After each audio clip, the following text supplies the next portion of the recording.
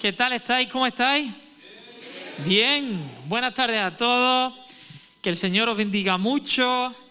Y vamos a hacer una cosa de primera y voy a pedirte que salude a la persona que tienes a tu derecha y a la que tienes a tu izquierda y delante y detrás. Gira un poco la cintura y así con la manita, ¿vale? Esto va para acá. Venga. Muy bien. Pues damos gracias al Señor por este tiempo, ¿verdad? Y por este tiempo nuevo de retos. Mi enhorabuena a Paco y Marjeni. Ese niño es precioso. Es guapísimo el nene. Y Rubén, nos da mucha alegría por vosotros. Y me gustaría este tiempo, mi deseo es que Dios pueda hablarte a tu corazón en esta tarde. Comentaba antes que muchas veces vivimos en medio de mucho ruido. Yo siento como que vivo en medio de un montón de ruido, conversaciones, consejos, discusiones, debates, que si política, que si esto, que si lo otro. Muchísima información comercial, marketing, tu trabajo, que para arriba, que para abajo. Y a veces, en medio de todo ese ruido, lo que necesitamos es escuchar la voz de Dios. Escuchar la voz de Dios, más que opiniones, más que esto, más que lo otro. Y mi oración en esta tarde para ti es que tú puedes escuchar hoy la voz de Dios hablándote a ti, porque Dios quiere hablarte de una forma personal.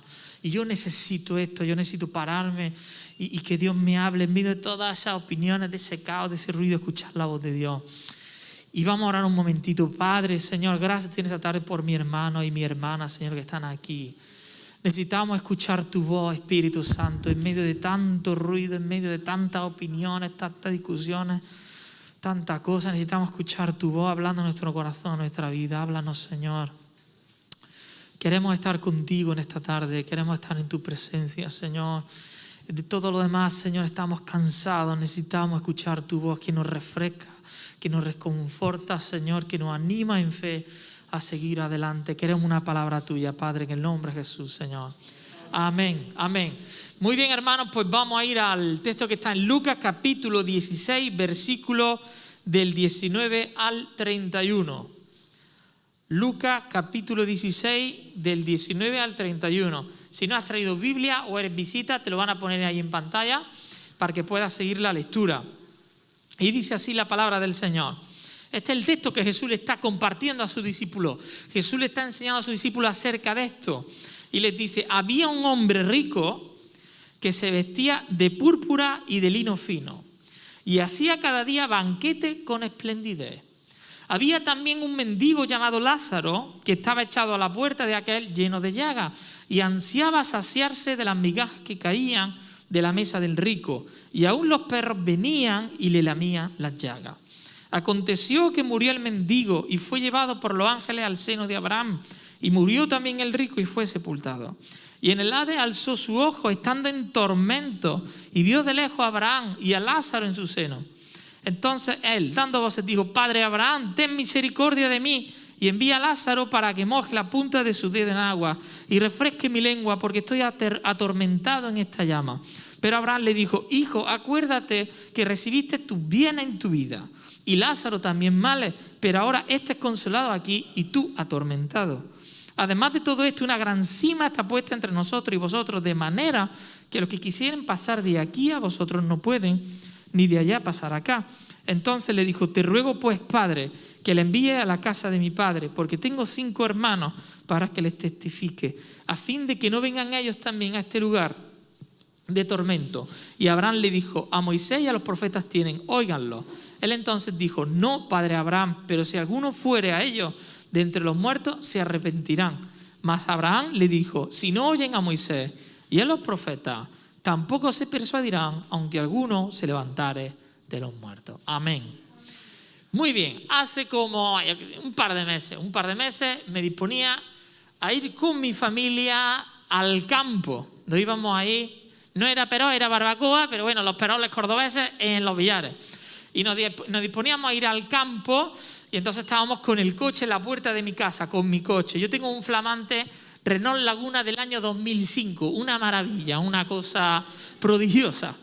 Y entonces estábamos en la puerta de mi casa y tú sabes que cuando vas al campo pues siempre vas con todos los cacharros, las mesas, las sillas, las neveras, no sé qué, no sé cuánto, la playa, el mismo tema. Yo ese día a la playa o al campo lleno de cacharros no me gusta nada, pero bueno, estábamos ahí, ya habíamos cargado todas las cosas y mi madre estaba preparando algunas cosas en la parte de atrás del coche.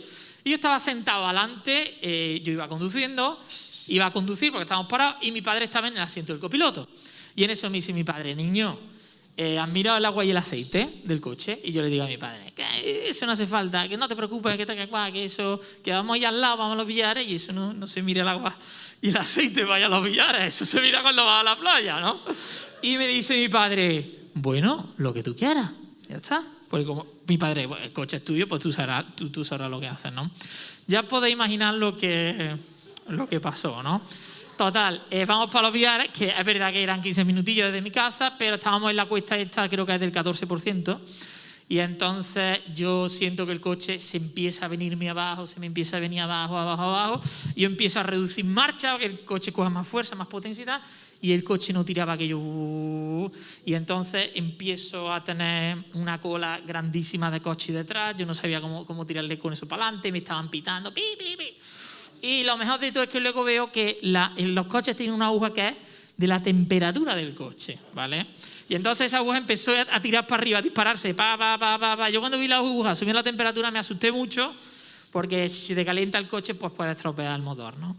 Y entonces, bueno, total, nos paramos a un ladito y yo todo el tiempo lo que pensaba era: Señor, que no sea que le falta agua al coche, que no sea que le falta agua al coche.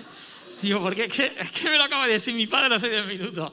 Total, nos paramos, sale humo del capó, me asusté un poquillo. Venga, vamos a abrir el capó, abrimos el capó, y lo que le pasaba al coche pues es que no tenía agua, que estaba más frío, estaba tieso, estaba frito. O sea, de no echarle agua de un montón de tiempo.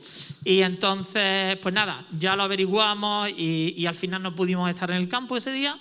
Y tuvimos que echar agua de la botella, que eso es un follón, porque luego tienes que llevar al mecánico, te lo cambie por líquido, bueno, un jaleo. Total, y todo mi pesar era que, digo, oye, la que he liado, digo, y lo peor de todo es que mi padre me ha avisado. Es decir, me han advertido.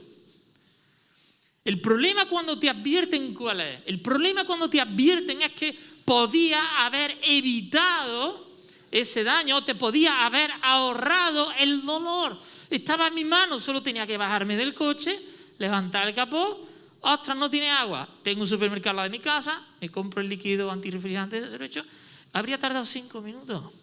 El problema cuando somos advertidos es que podemos arreglar las cosas, es que podemos evitar el daño. Y este texto, en esta palabra, Jesús nos está advirtiendo acerca de dos cosas esencialmente, para ti y para mí hoy. Nos está advirtiendo de, número uno, el peligro de la insensibilidad y el peligro de la indiferencia entre las necesidades de los demás.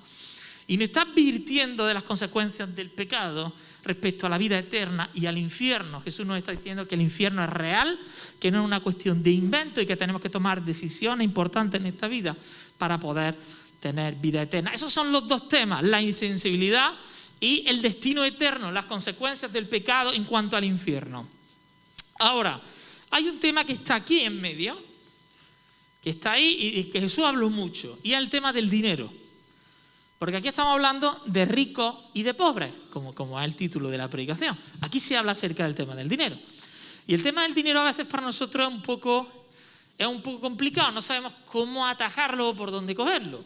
Si nos vamos al Antiguo Testamento, ahí lo que vemos, personas, hombres y mujeres de Dios, que lo que vemos es que cuando Dios bendecía a alguien espiritualmente, también había una prosperidad material o económica, ¿no? Lo vemos en los patriarcas, lo vemos en Abraham, en todos sus hijos, en su descendencia, lo vemos a Job, que eran muy ricos, tenían muchos siervos, muchos animales y tal, lo vemos en David, lo vemos en Salomón, vemos personas que Dios les da una gracia especial y los bendice económicamente. Entonces, tú dices ahí, bueno, tú lees el Antiguo Testamento y dices, oye, bueno, pues a Dios le parece bien que yo tenga dinero, no hay ningún problema con el dinero. Incluso los judíos entendían, interpretaban que si a ti te iba bien económicamente y tú tenías dinero, que era una señal de la gracia o del favor de Dios sobre tu vida, como que Dios te estaba favoreciendo, ¿no? Pero ahora vamos al Nuevo Testamento y vamos a Jesús. Y el tono en que Jesús habla del dinero es distinto. Jesús y Pablo. Y ya Jesús nos habla del dinero desde otra perspectiva. Nos dice, no lo busquéis, en un texto un pelín antes de este, Jesús le dice a sus discípulos: no temáis manada pequeña, porque a vuestro Padre le ha placido daros el reino. Y dice: vended lo que poseéis y dad limosna. Haceos bolsas que no se envejezcan, tesoros en los cielos que no se agote, donde el ladrón no llega ni polilla destruye. Jesús dice: vende lo que tienes y dáselo a los pobres. Y a mí esto es como boom, ¿no? Porque tengo otro concepto, otra idea, ¿no? De cómo voy a vender lo que yo tengo y se lo voy a dar a los pobres, ¿no? Eso ¿cómo cuadra eso? Creo que es un tema interesante para hablar en el grupo de Hogar el martes, ¿vale? Lo comentáis con vuestros responsables de hogar y creo que puede haber un diálogo ahí interesante. ¿Qué es lo que dice Jesús aquí? Porque normalmente cuando damos, no es que demos necesariamente de lo que nos sobre, pero damos a lo mejor de nuestros ahorros, damos una vez que ya hemos pagado todas las cosas del mes. Pero aquí Jesús dice que no, que vendamos lo que tenemos en propiedad y que se lo repartamos a los pobres. Luego tenemos el propio texto que estamos trabajando hoy y más adelante tenemos otro que es el del joven rico. Y entonces, ¿qué le dice Jesús al joven rico? Le dice: una cosa te falta. Dice: anda y vende todo lo que tienes y dáselo a los pobres. Esto es lo que Jesús le decía a las personas, esto es lo que decía Jesús a la gente. Y para mí es algo muy retador porque me cuesta mucho, ¿no? Y luego Jesús dice la famosa frase, dice que cuán difícil es que los ricos entren en el reino de los cielos. Jesús no dice que sea imposible, Jesús dice que es muy difícil. Luego también Jesús dirá que es muy difícil, no se puede servir a dos señores respecto al dinero y respecto a Dios. Dice: amará a uno y aborrecerá al otro.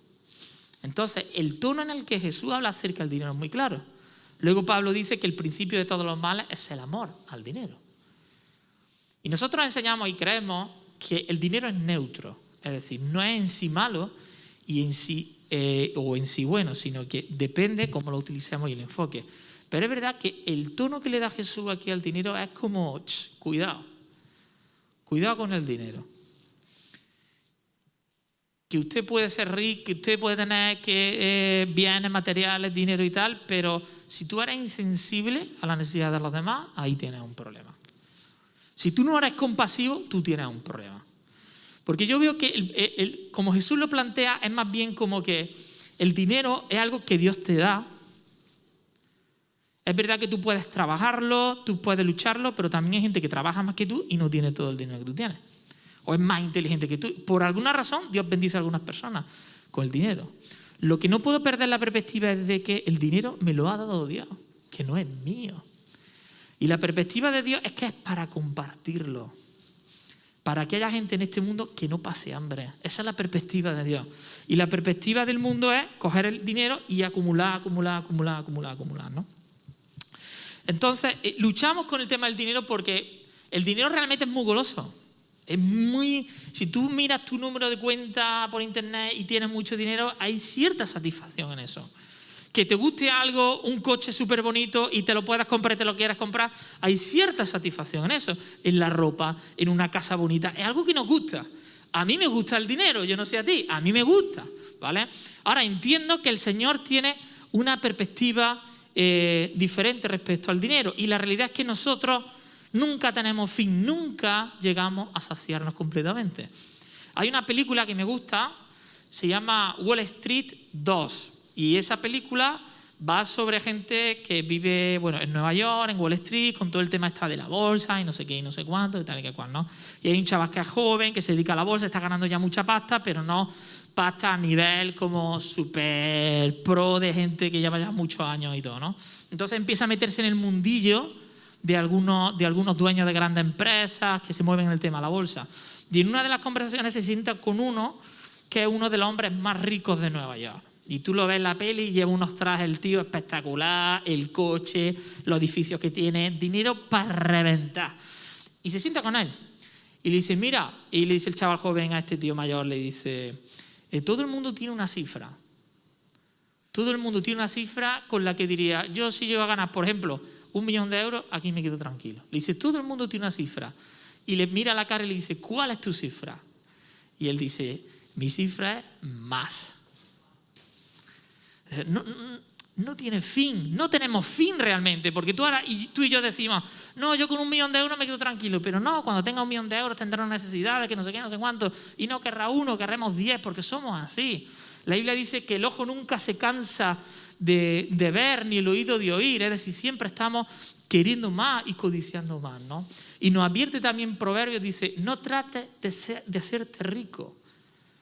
Dice, sé prudente y desiste. Porque eso es como una gran trampa que tiene ahí delante. Y realmente el dinero es algo que no nos puede llenar. Veía también en El Hormiguero, se llama Nicky Jam. ¿Conocéis a Nicky Jam? ¿Sabéis quién es? ¿Sí? Es un predicador argentino. ¿Un predicador argentino, Nicky Jam? ¿Sí? ¿Cuántos dicen que sí? Nicky Jam es un rapero, un reggaetonero, ¿sí? Y entonces va allí al programa de Pablo Motos. Y Pablo Motos le empieza a preguntar porque este tío tiene un avión privado y le pregunta por los coches. Y le dice Pablo Motos, ¿cuánto tiempo te dura la alegría cuando compras un coche nuevo? Dice, ¿cuánto te dura como ese gusanillo que tienes al comprarte un coche nuevo? ¿Cuánto tiempo te dura la alegría? Claro, esta gente, los coches nuevos que se compran pues son del rollo de Lamborghini, Ferrari, cosas así muy escandalosas que valen 300.000, 500.000, 1 millón de euros, cosas así muy exageradas, ¿no? Y le dice, ¿cuánto te dura la alegría? Dice, mira, el primero sí me motivó bastante, como me gustó mucho porque yo venía de una familia sin recursos, entonces cuando tuve mi primer coche como que sí que había mucha ilusión y tal y igual. Dice, pero los demás, dice, segundos me duraba. Segundos. Porque cuando tú estás ya acostumbrado a ese tema, a tener uno y otro, llega ya un momento que todo es igual, todo es lo mismo. Y él dice en el programa, dice, mira, solo Dios puede llenar el hueco que tiene el ser humano. Dice, el ser humano tiene un hueco en su corazón que solamente Dios puede llenar, ¿no? Y la verdad que me resultó muy interesante. Ahora, Jesús está hablando aquí y el tema del dinero está aquí en medio. Y él nos habla de un rico y de un pobre. Nos dice que había un hombre rico que se vestía de púrpura y lino fino y hacía cada día banquete con esplendidez. Se vestía muy bien, tenía ropa muy fina, de mucho dinero, algo que, bueno, pues nos gusta a todos, cosas así, estar bien vestidos, y comida, banquete con esplendidez todos los días. En un momento en el que si tú comías carne 1 vez a la semana, era un afortunado, pues este señor la tenía allí todos los días. Y tendría sus sirvientes, y tendría sus caballos, y tendría una casa espectacular, y tendría un gran armario, y todo ese tema, ¿no? Una persona completamente rica. Pero nos dice que había también un mendigo llamado Lázaro, que estaba echado a la puerta de aquel, lleno de llagas. Un mendigo, es decir, una persona pobre, que además estaba lleno de llagas, es decir, enfermo, que además por estar lleno de llagas nadie quiere estar con él, porque tienen miedo de contagiarse. Y dice que ansiaba saciarse de las migajas que caían de la mesa del rico. En este momento de la historia todavía no existen algo que tú y yo conocemos, que utilizamos todos los días, que son los cubiertos. No existían los cubiertos. Y entonces la gente comía con las manos. ¿Y sabéis cómo se limpiaba la gente de comer con las manos? Con el pan. Cogían el pan, lo frotaban así con las migajas y así se limpiaban. Él está hablando de las migajas que caen de la mesa. ¿A qué se refiere? De cuando los ricos se limpiaban las manos y caían las migajas al suelo, él decía, yo quiero poder comer de esas migajas. ¿Y por qué tenía ese ansia? Pues porque nadie le daba de comer. Entonces tenemos que Lázaro es pobre, está solo, está hambriento y que la única compañía que tiene son los perros. Dios bendiga a los perros. Yo tengo un perro que es precioso, que es un regalo de Dios para mí y para mi familia. Y hay que ver que a veces un perro puede ser más compasivo y más fiel incluso que un ser humano, ¿no? Se da esa paradoja. Y él la única compañía que tenía eran los perros, que lamían las llagas. Pero creo que Lázaro tenía algo muy importante y es que él había puesto su fe en el Señor y su fe en Dios. Y ahora lo vamos a ver después. El nombre de Lázaro significa Dios es mi ayuda. Y yo creo que Lázaro sí que se agarró a esa identidad, a su nombre, Dios es mi ayuda. Y qué bueno es que tú y yo, aunque podemos ser pobres, aunque podamos estar solos, si estás solo, aunque pasemos hambre, si es tu situación, aunque estemos enfermos, aunque estemos como estemos, que tú y yo podamos decir, Dios es mi ayuda. Y en Dios me refugio, y Dios es mi fortaleza, y Él es el que me sostiene. Y decirlo con fe, en medio de mi situación, en medio de mis circunstancias, Dios es mi ayuda. Y a continuación pasa algo muy interesante, y es que nos dice que murió el mendigo y fue llevado por los ángeles al seno de Abraham, y murió también el rico y fue sepultado. Nos dice que al rico es sepultado, es decir, el rico tuvo entierro. Al rico lo vestirían bien, le comprarían un buen ataúd, lo llevarían a enterrar, su séquito, la gente importante, la gente rica de la ciudad, sus buenos amigos, lo llevarían a un buen sepulcro, una buena lápida, un sitio de dinero, patatín, patatán. Tendría personas en su entierro que dirían discursos muy bonitos y muy agradables. Sí, porque fulano era muy bueno, nos invitaba todos los días a comer allí y nos poníamos tibios y tal. Y tuvo un gran entierro. Sin embargo, de Lázaro no nos dice que tuviese entierro. No nos dice la Biblia que fuese sepultado. A Lázaro no lo enterraron, porque no tenía nadie para que lo enterrara ese hombre. Estaba completamente solo. Él no tuvo un entierro, no tuvo ataúd, no tuvo una sepultura, no tuvo una lápida, no tuvo amigos que en su entierro dijeran unas bonitas palabras acerca de él. Murió completamente solo. Y probablemente hasta lo tirasen en un descampado y lo tirasen por ahí. Estaba completamente solo. Sin embargo, Lázaro tuvo el mejor entierro que se puede tener. Y es que vinieron los ángeles de Dios a por él y se lo llevaron al reino de los cielos. Y esa es la gracia de Dios, que tú puedes ser la persona más pobre del mundo. Tú puedes ser la persona más sola del mundo. Tú puedes ser la persona más enferma del mundo, el más desdichado del mundo. Pero que si tú pones tu fe en Jesús y si tú pones tu fe en el Señor, tú vas a tener el mejor entierro que se puede tener. Y Dios enviará a sus mismos ángeles a por ti. Y esa es la gracia de Dios, que aunque sea una persona desechada, rechazada por el mundo, que nadie se acuerde de ti ni de tu nombre, que nadie quiera verte, estás solo en tu casa, estás solo en tu hogar, estás lejos de tu país, dices, ¿quién se acuerda de mí? Déjame decirte, Dios se acuerda de ti, Dios tiene misericordia de ti y te ha puesto un nombre y te ha dicho, yo te voy a dar el mejor entierro que se puede dar a una persona. No te preocupes por lo demás, no te preocupes de que si te miran, de que si tienes dinero, que si no. Esa es la gracia que tiene el Señor con las personas que están necesitadas y que están pasando problemas y dificultades. Me encanta que una persona totalmente anónima y desechada de este mundo pueda tener tanta atención de parte de Dios y tanto amor de parte de Dios. Confiemos en el Señor, pongamos nuestra fe en Dios. Ahora aquí viene la primera idea que vamos a ver. ¿Cuál fue realmente el pecado del rico? ¿Cuál fue el pecado que comete el rico? El rico acaba en el infierno. ¿Cuál fue su pecado? ¿Qué es lo que hizo mal? Porque realmente, si vemos la historia, el rico, oye, él deja que el pobre esté en su puerta. No vemos que le pegue voces, no vemos que lo eche de la puerta, no vemos que lo insulte, no vemos que le pegue. O sea, no le hizo nada malo al pobre realmente. ¿Cuál fue el pecado del rico? El pecado del rico no fue lo que él hizo, fue lo que no hizo. El pecado del rico fue la indiferencia, la insensibilidad, la falta de compasión, la falta de ayuda. Y esto no habla de parte. Jesús le está enseñando esto a sus discípulos. Y le está diciendo, no seáis insensibles a las necesidades de las personas que están cerca de vosotros. Y a mí esto me confronta porque digo, bueno, no es ya lo que hago, es qué cosa no estoy haciendo. ¿Qué cosas Dios quiere que yo haga y que no estoy haciendo? ¿Qué cosas estoy dejando de hacer? Y el tema es que Dios pone al mendigo en la misma puerta de la casa del rico. Lo pone al lado. Solamente tenía que salir y ayudarle y darle comida. Estaba ahí cerca.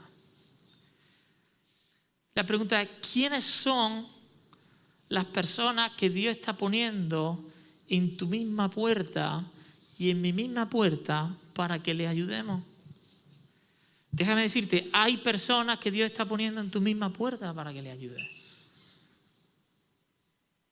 Y me reta, eso me reta porque digo, a ver, ¿hay algo que no estoy viendo? ¿Hay algo que no me he parado? ¿Hay algo que no me he detenido? He pasado por delante de una persona y he dicho, bueno, sí, el de siempre que está ahí, tal y cual. O sea, ¿se me está escapando algo? Y Dios quiere que tú y yo digamos, Señor, ¿qué personas son las que estás trayendo a mí? Que estás poniendo en mi misma puerta. Fíjate cómo Dios deseaba la salvación del rico. Yo creo que Dios no le pone difícil a nadie el ir al cielo. Al contrario, yo creo que Dios lo hace asequible para todo el mundo. Se lo pone en su misma puerta. Todos los días, uno y otro y otro y otro y otro. Dios es persistente, insistente en la salvación de las personas. Porque Él ama a la gente, pero nuestra actitud y nuestro corazón es de vivir nuestra propia vida, nuestra propia manera.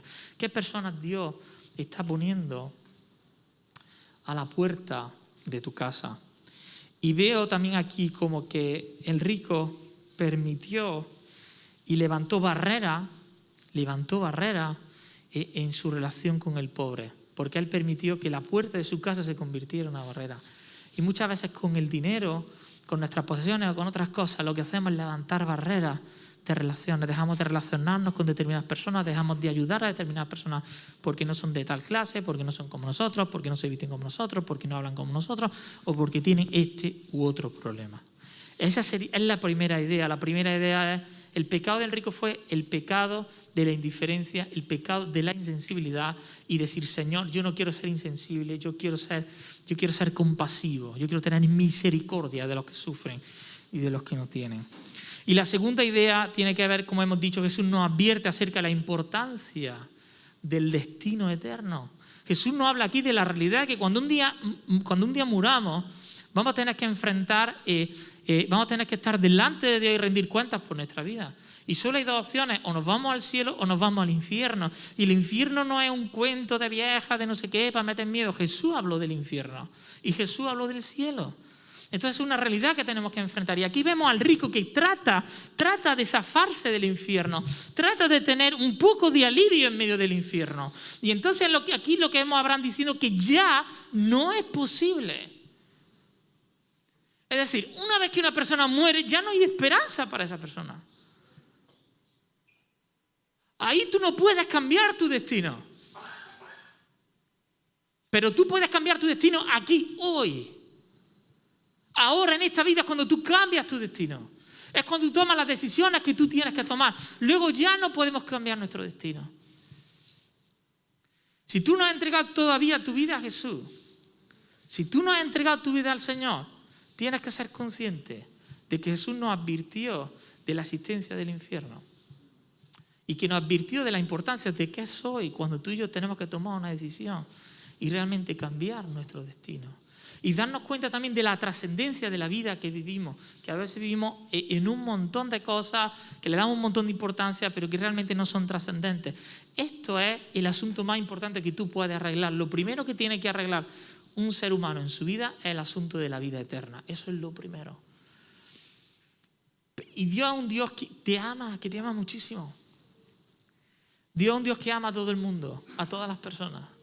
Y Él nos puso en un lugar que se llamaba Edén, que aquello era un paraíso, para poder tener relación con Él y disfrutar de su presencia. Y Dios era como un padre con su hijo, un padre amante. Habéis visto, Paco, cómo cogía a Rubén, ¿verdad? Y con esa ternura, un padre que ama a su hijo.